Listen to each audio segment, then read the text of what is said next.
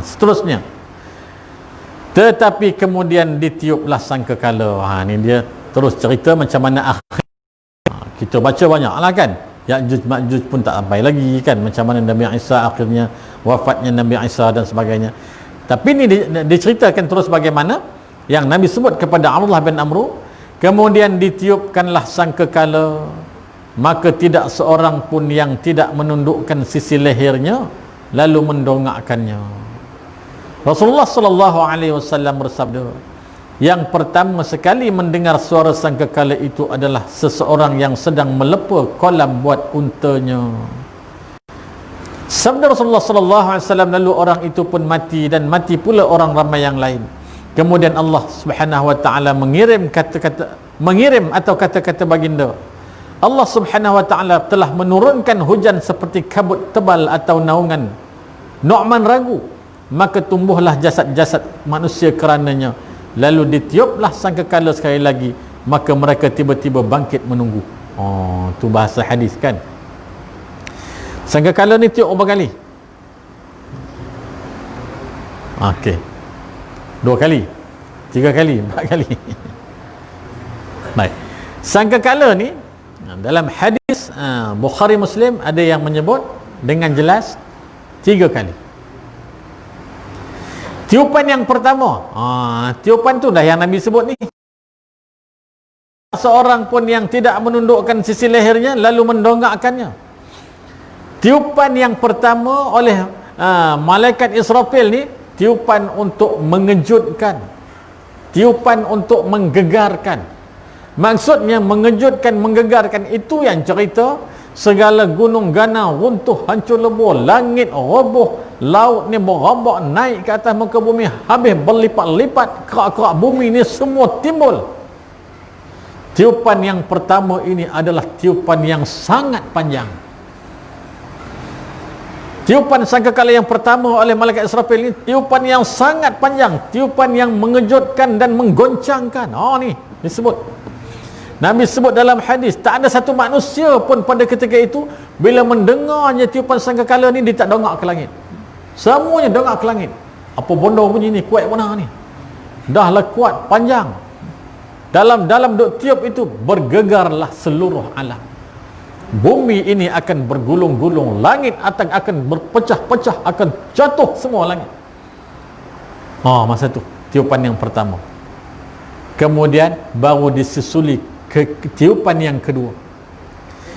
Tiupan yang kedua ini tiupan yang mematikan semua. Yang tadi tak mati semua lagi. Bahawa alam ini hancur lebur, rata jadi. Tiupan yang kedua, tiupan yang mematikan. Semua mati kecuali orang-orang yang Allah pilih je untuk tak mati ni. Tiupan yang kedua, semua mati. Kena berhenti 3 minit lagi. Kena berhenti buat macam ni. Jangan duduk diam-diam. Yang kono saya lagi. Mati itu siapa? Yang ni lah yang amat menyakitkan. Bila semua dah mati, Allah perintahkan, wahai Azrail, matikan petugas-petugas yang menjaga alam ini. Siapa? Jibril, Mikail, Israfil yang meniup sangkakala ni. Siapa yang cabut nyawa dia? Azrail. Kemudian 4 malaikat yang memegang arash, yang menanggung arash Allah Ta'ala tu. 4 ni. Tu kena ingat tu. Israel akan cabut nyawa 3 malaikat hebat ni, bermula dengan ketua dia Jibril, Mikail, Israfil, cabut semua nyawa. Akhirnya Israel cabut nyawa siapa? Israel cabut nyawa dia sendiri. Bergegar seluruh alam dengan jeritan sakitnya Israel pada ketika itu tak kala mencabut nyawanya. Nampak? Kemudian Allah akan hidupkan makhluk pertama yang akan Allah hidupkan sesudah semuanya mati, malaikat Israfil. Sebab apa Allah hidupkan Israfil mula-mula ni? Sebab Israfil akan tiup sangkakala yang ketiga. Tiupan yang ketiga ini disebut dalam hadis tiupan kebangkitan. Tiupan kebangkitan. Masa tiup itulah Allah hidupkan balik semua manusia. Masa itulah Israfil akan menyeru kepada seluruh jasad, seluruh yang bernyawa, seluruh manusia. Yang kita selalu dengar ustaz-ustaz kita sebutkan.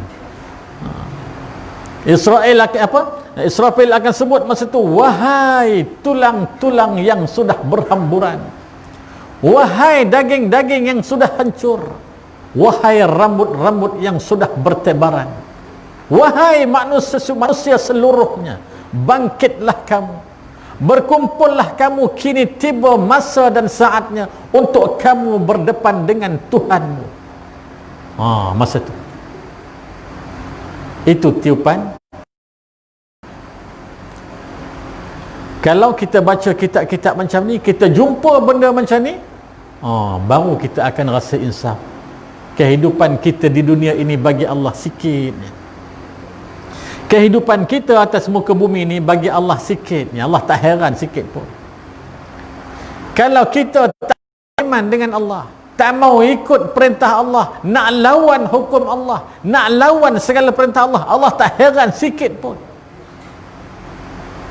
Allah tak perlukan kita, kita yang perlukan Allah Subhanahu wa taala.